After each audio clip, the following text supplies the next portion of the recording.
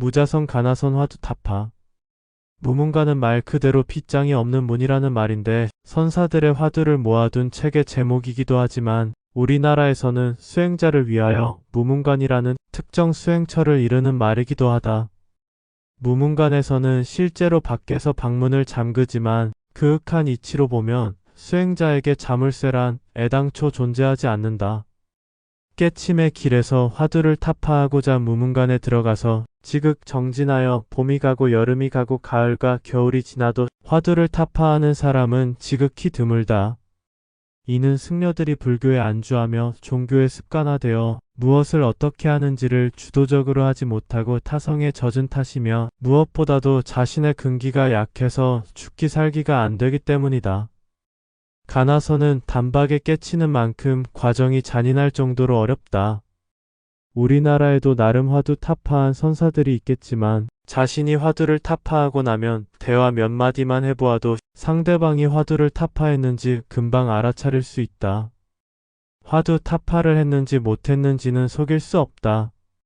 승려들이 오히려 화두 타파에 실패하는 이유는 사찰이라는 한정된 공간과 규율에 익숙해져 번득이는 지혜가 둔감해진 탓이다. 즉 대부분 참선은 고요한 선정에 드는 사마타에 의지하여 자신의 마음을 비우는데 대부분 시간을 들이기 때문이다. 마음이 청정해지며 자신의 의식을 무디게는 하지만 정작 자신의 의식의 경계를 넘을 수 없는 구조에 익숙해진 탓이다. 진정한 수행자라면 고요한 마음의 평화를 찾는 명상이나 참선의 한계를 알아차려서 수행법을 바꿔야 한다. 사마타는 언제 어느 때고 매 순간이 사마타다. 그런데도 사마타를 의도적으로 한다는 것은 바람직한 수행이 아니다. 의식이 점점 소멸하니 멍한 바보가 되어버린다. 깨침의 길은 자신이 바위처럼 되는 것이 아니며 멍한 바보가 되는 길은 더욱 아니다. 명상과 참선에서 의식이 점점 줄어드니 졸리고 가수면 상태로 이어진다. 이런 상태가 습관적으로 계속하여 지속하니 불교라는 종교에 의탁하여 깨침의 길은 점점 멀어진다. 그래서 참선할 때 수행 방법을 사마타 수행에서 가나선으로 가감히 바꾸어야 한다. 즉 마음의 평화와 고요는 늘 언제나 자신의 마음에 내재하여 있다. 돌이켜 비추어 보면 금방 알아차릴 것이다. 이제부터의 참선은 지혜와 직관이 늘어나서 단박에 자신의 의식의 경계를 헐쩍 뛰어넘어 새로운 자신으로 거듭나는 가나선 화두 타파를 해야 한다. 가나선은 한마디로 자신의 의식 간의 싸움이다. 자신의 의식이 항복할 때까지 몰아붙이는 것이다. 오직 한 가지 의심을 통하여 어째서 왜를 깊이 참고하는 길이다. 답이 없는 답을 찾는 길이다. 옛 스승들은 이때의 상황을 팩척간두라고 했다. 팩척이나 되는 높은 장대 위에 홀로 올라섰다. 오직 화두만 성성하여 분별과 지혜로서 버틴다. 이렇게 되면 자신이 누구인지도 모르게 되며 일상생활이 거의 불가능할 정도가 된다. 머리가 터질 지경에 이르면 한 박자 쉬어간다. 오늘 화두 타파가 안 되면 내일이 또 기다리고 있다. 옛 스승들은 이때의 상황을 은산철벽이라고 했다. 은으로 된 산이요 철로 된 벽이다. 이러지도 못하고 저러지도 못하여 아직은 화두 타파가 안 되었으니 꼼짝없이 갇힌 형국이다. 화두는 화두를 타파한 스승이 자신에게 화두를 던져주는 것이 원칙이지만 스승이 없는 대부분 제가자는 자신에게 맞는 화두를 알아서 들면 된다. 나중에야 알게 되지만 화두 자체는 의미가 없다. 비유하자면 애벌레가 나비가 되기 전에 애벌레의 몸을 감싸던 코치가 화두인 거나 마찬가지다. 나비에게 코치 껍데기는 무의미한 것과 같다. 그런데도 좀 더 화두 타파가 잘 이루어지기 위해서는 자신에게 맞는 화두를 드는 것이 좋다.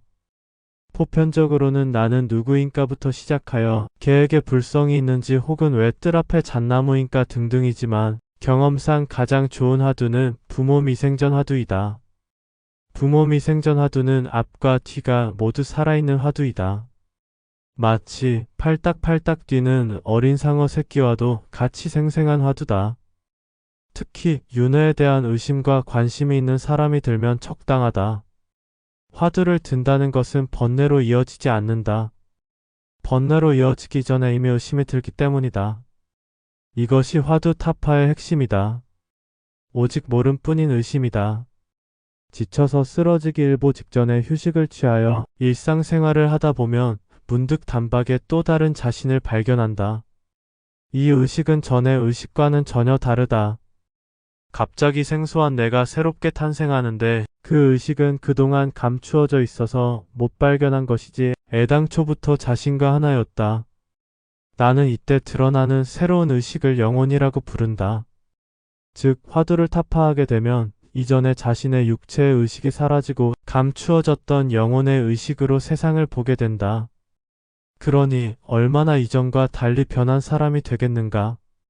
한마디로 말하면 깨친 것이며 집착이 사라진다. 모든 가치의 척도는 자신이다. 사람들이 모두 빨간색이라고 하여도 자신에게는 노란색으로 보인다. 차원이 다른 세계관이 펼쳐지니 그야말로 천상천하 유아독존이다. 이는 자만심이 아닌 대자비심이다.